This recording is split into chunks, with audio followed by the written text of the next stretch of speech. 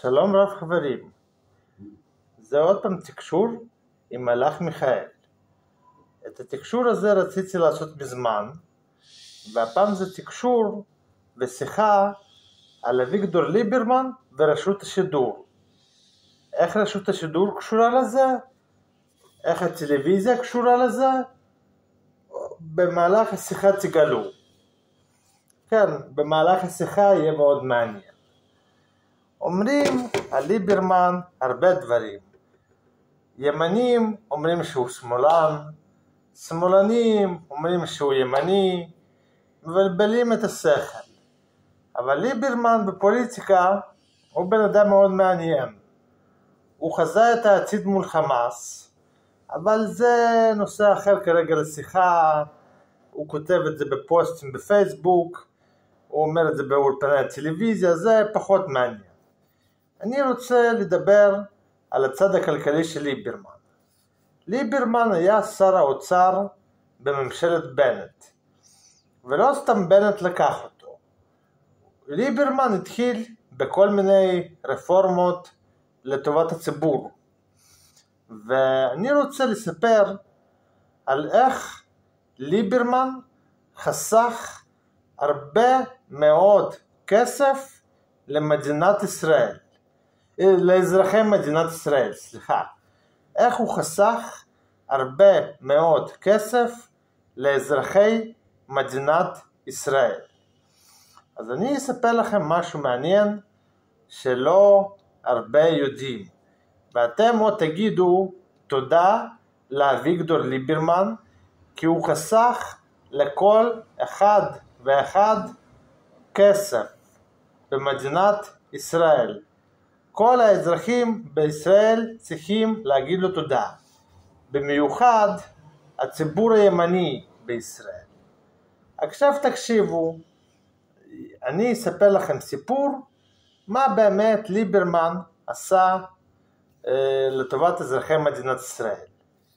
אם אתם זוכרים בעבר, סליחה שאני מתגרד, אם אתם זוכרים בעבר שילמו אגרה על הטלוויזיות. רשות השידור הייתה עושה עיקולים, הייתה עושה חובות, שילמו אגרה על המכשיר הזה, על המכשיר המטומטם הזה שאני מחזיק ביד.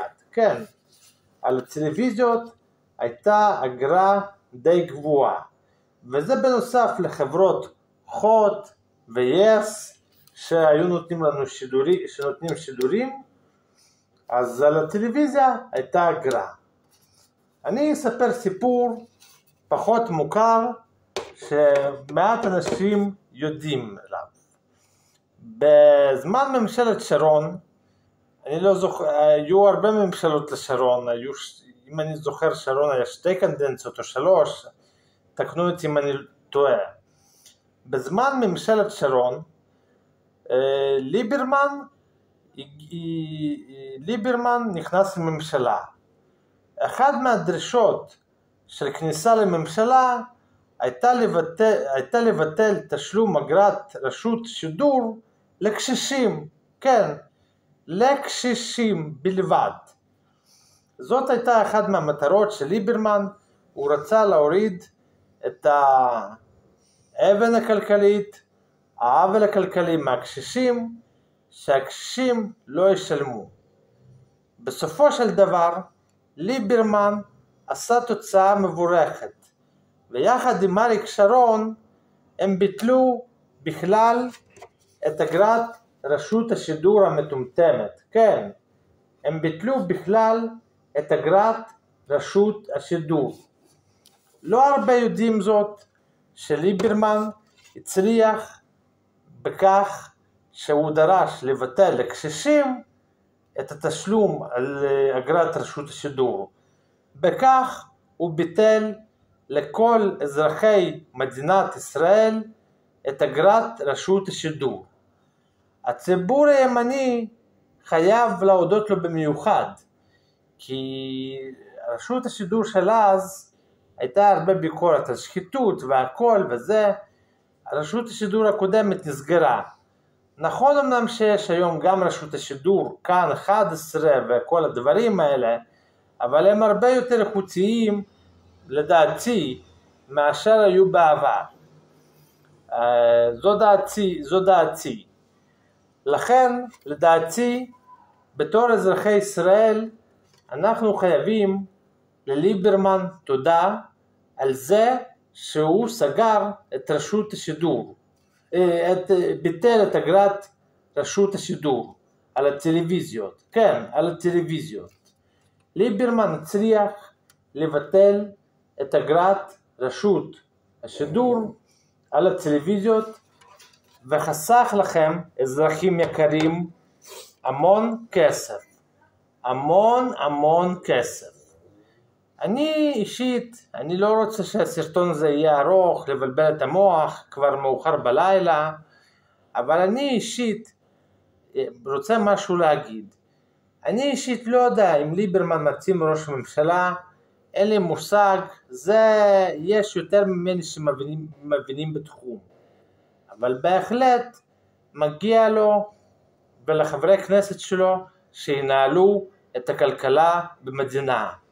לדעתי ליברמן והחברי כנסת של ישראל ביתנו הרבה יותר חברתיים ממפלגת הליכוד ומהרבה מפלגות ימניות אחרות. ליברמן דואג לעניים, מדבר בגובה העיניים ודואג לעניים, לקשישים ובסופו של דבר לכולם. לכן זה מה שהיה בתוך הלב, ורציתי להגיד לליברמן תודה על זה. הוא היה שר האוצר לא רע ליברמן, אם היה ממשיך לדעתי זה היה הרבה יותר טוב, הוא היה משנה עוד, אבל הממשלה התפרקה, כאמור נבחר ליכוד, העלאת מחירים, מלחמה, אתם כבר יודעים לבד. אבל לליברמן, הציבור הימני ובכלל כלל הציבור חייב תודה. הוא הצליח לבטל את אגרת רשות השידור. יש לי רק שאלה קטנה, והיא מעניינת. האם עד היום רשות השידור גובה או היא סיפחה את האנשים בחובות?